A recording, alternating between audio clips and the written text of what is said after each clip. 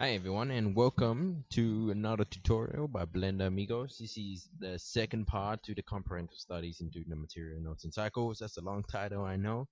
As a science student, I always read papers alongside titles, and I kind of like been reading papers for uh, for the past few weeks. So now I'm just like coming up with really long titles that is unnecessary, but this one kind of describes it all. So I think I'm gonna stick with the answer this tutorial. This tutorial series, and after this we're going to go back to our Dark Knight Insignia.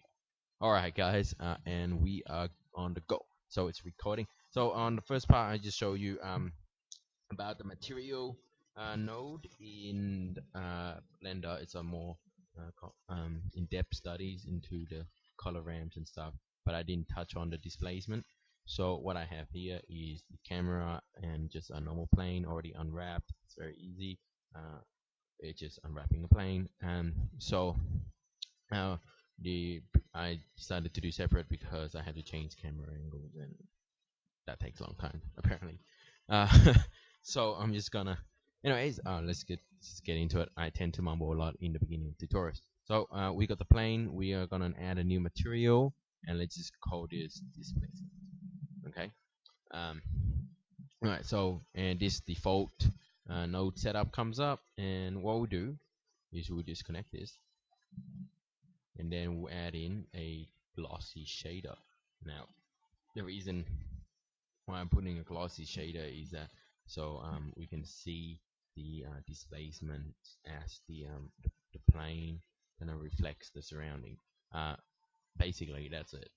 It's not like some weird trick that I have. It's just so you can see what's happening around. Okay, so let's go to render mode. So now that's perfectly, oh, let's go 0. So that's perfectly reflective.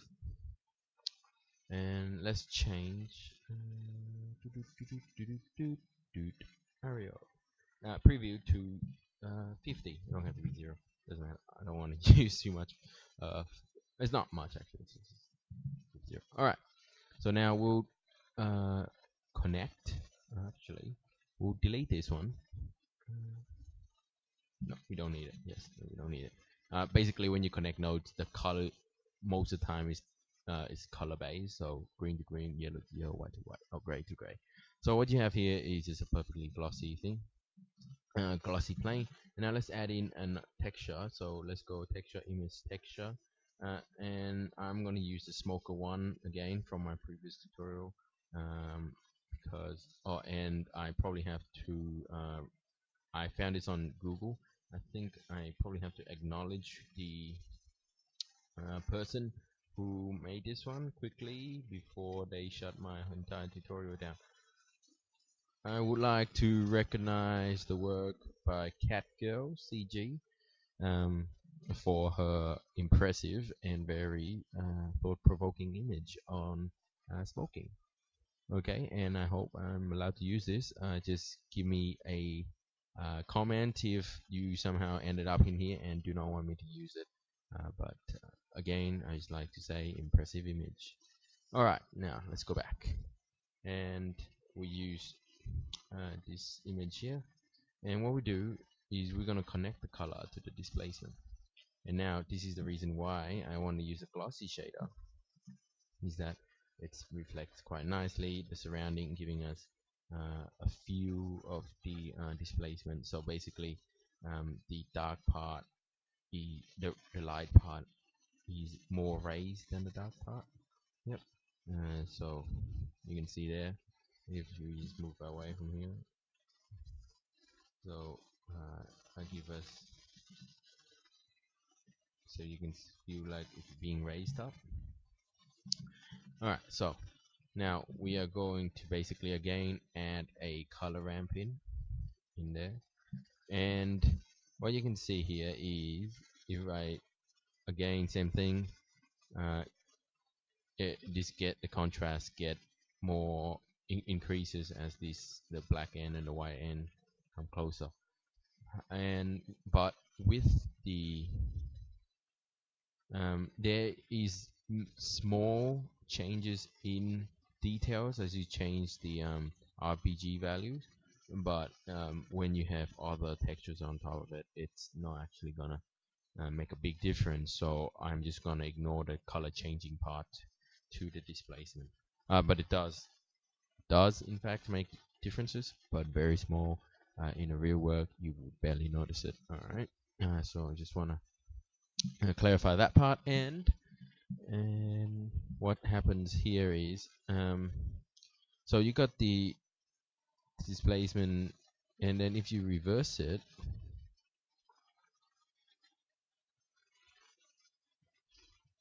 right, if you reverse it, it's basically now it's indented in, so it's as almost someone engraved this into this plane. And you can see, you can feel that the rays is in different place. So where these kind of wrinkles in the shirts are, it's supposed to be underneath, or whatever, it's being dipped down. Okay, so it's being dipped down, creating the inverted shadows. Right, so what I really want to show here is controlling the depth of the shadow. Controlling the depth of the shadow is basically controlling the gradient. So if let's turn this to its, if we turn this off, you can see that this is view that is nice. We can see it, but really our brain is kind of like feeling it. It's like this shadow, see the shadows there. It's our brain's interpreting the whole image, not just individual. So you can see that view that it's not as raised as if it was when it was black. All right. So so that's that for this displacement part, and I want to quickly show um, the masking part again, but with different materials. Like if you have a metal, or actually a mirror and then a foggy mirror, and so the foggy part would be not as bright, and the uh, the parts of the mirror without fog will be full reflected. So, oh, that's why I kind of put the glossy part there. I kind of like did the experiment and I forgot why I did put that there. All right, so let's just leave it just for the fun of it. All right, and what we will do is we add in a shader, a mix shader, uh, and then we will add in a diffuse. Right. So with this, I am going to use this image here. Right, and actually I will disconnect this. Okay. So what we can see here is the image. I usually swap this around. Let's just swap that around. The image has, it's basically the image has been laminated. Okay. Uh, most most of the time you actually want the texture itself to be glossy, so you would connect the image to the glossy. So now this image is actually glossy. It's not being laminated. That's how I would explain it. If you just disconnect it, it's normal image, non-glossy, and then you put a glossy laminate over it. So this one would be the texture itself is glossy. All right, so now we're going to actually, so you can see that like that. Actually, we leave it like that. Now we duplicate this. Oh, not that mix shader. We'll duplicate this image texture and then we connect it in here. And then what we do, we will bring in this image of a hand. And so what will happen if we take away this part? Okay, the hand becomes a mask. All right, let's just show you what the hand. So it's just a black image, black and white image of a hand.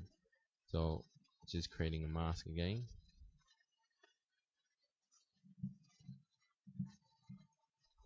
And if we connect this into here,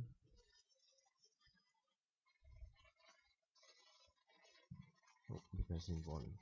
All right, so let's disconnect this. So the part of the hand, the black part becomes the mask, so that's where it get cut out. And if we insert a color ramp in. Again, the same as the first tutorial. We can flip it and then it cuts out different parts. So this, I just want to show that again. I think I didn't do a very good job in the first tutorial. Alright. And yeah, and basically what you can also do here is you can do the same thing, right? For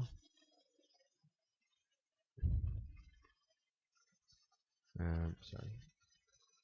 Oops, you can do the same thing for the displacement. So you might not want this whole thing to be uh, displaced by this image. You might want some part different image, some part different bump and raise. So again, maybe the tree and the bark and the moss thing. So you want the bark when it's seen to be raised and the moss to be raised on its own level.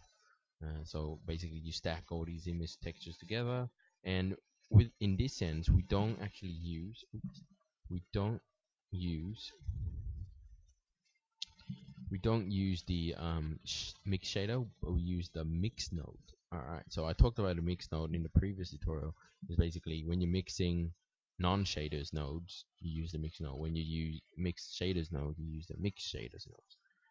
Alright, so and we're going to duplicate this, and then actually I will use the glossy shader because you can see there. That's why I tend to use the glossy shader.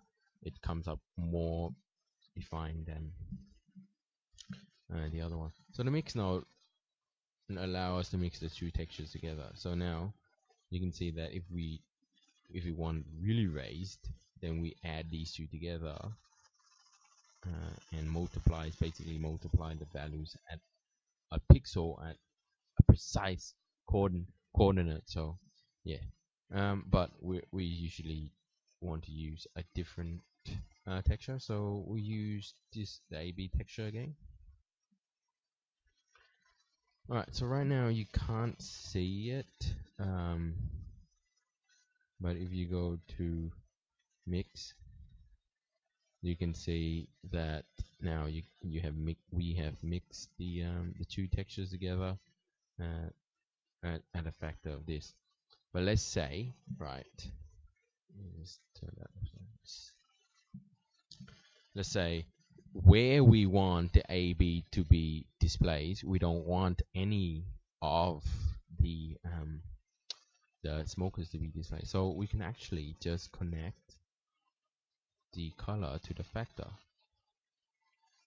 Now, what happened here is because of the colors of the image itself, where the AB is raised and the texture of the smoker is also raised, and predictably we're just going to use a color ramp, and we're going to connect that to there, connect that to there, and we are just going to flip this around, and there you go.